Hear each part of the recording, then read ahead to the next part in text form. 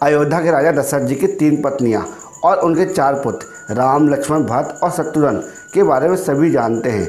लेकिन भगवान श्री रामचंद्र जी की एक बहन भी थी, इसके बारे में बहुत कम लोग जानते हैं। वाल्मीकि रामायण में भगवान श्री रामचंद्र जी की बहन संता के बारे में जानकारी नहीं है, लेकिन दक्षिण पुराण में भगवान श्री रामचंद्र जी की बहन संता के बारे में इतिहास जरूर मिलता है। हाय गाइस, मैं हूँ शिव और एक छोटी सी इन्फॉर्मेशन हम सबके लिए। भगवान श्री रामचंद्र जी की बहन संता का सच ये है कि संता भगवान श्री रामचंद्र जी की बहन है और माता कौशल्या की बेटी हैं। वो बहुत ज़्यादा सुंदर थी और हर कार्य में निपुण थी, सास से लेके अन्य कलाओं में पारंगत थी। रानी कौशल्या की बहन रानी वर्षणी, उनका विवाह अंग देश के राजा रोमपद के साथ हुआ था। दुर्भाग्य की बात यह है कि किन्हीं कारणों से उनकी कोई संतान नहीं थी।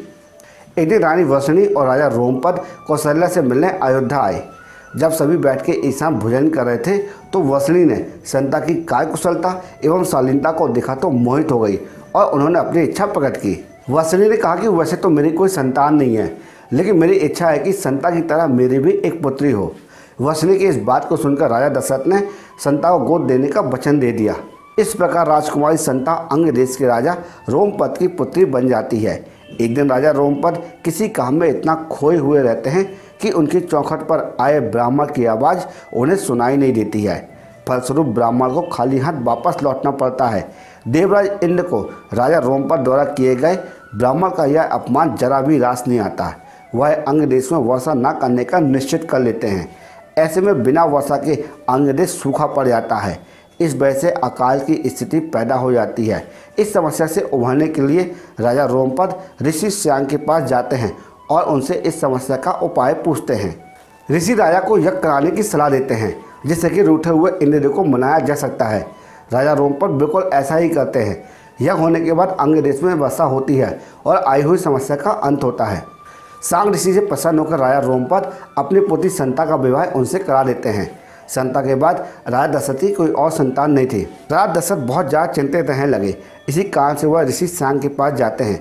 ऋषि सांग उन्हें कामाक्षी यज्ञ कराने की सलाह देते हैं। ऋषि के कहे अनुसार राजा दशरथ कामाक्षी यज्ञ संपन्न कराते हैं और प्रसाद के रूप में खीर बनवाते हैं। यज्ञ समाप्त होने के बाद जो खीर का प्रसाद था उसे राजा दशरथ की तीनों पत्नियां कौशल्या, सुमित्रा और कैकेयी ग्रहण करती हैं। कामाक्षी यज्ञ के प्रताप से रानी कौशल्या को रामचंद्र जी, कैकेयी को भरत और सुमित्रा जी को लक्ष्मण और शत्रुघ्न की प्राप्ति होती है। चारों पुत्रों को अपनी बहन संता के बारे में कुछ नहीं मालूम होता है। समय के साथ साथ धीरे धीरे श्री रामचंद्र जी को अपनी माता का दुख का पता चलता है। माता कौशल्या श्री रामचंद्र जी को संता का संपूर्ण चित्रण बताती हैं। इस तरह प्रभु श्री रामचंद्र जी को अपनी बहन संता के बारे में मालूम पड़ता है।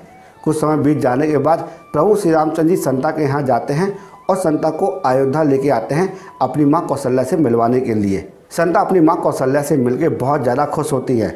इस तरह चारों भाइयों को अपनी बहन के बारे में मालूम पड़ता है।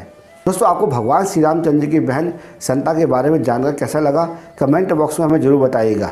अगर हो सके तो हमारे यूट्यूब चैनल को लाइक कर देना, क्योंकि हम आपके लिए इसी तरह यूजफुल कंटेंट प्रतिदिन बनाते रहते हैं।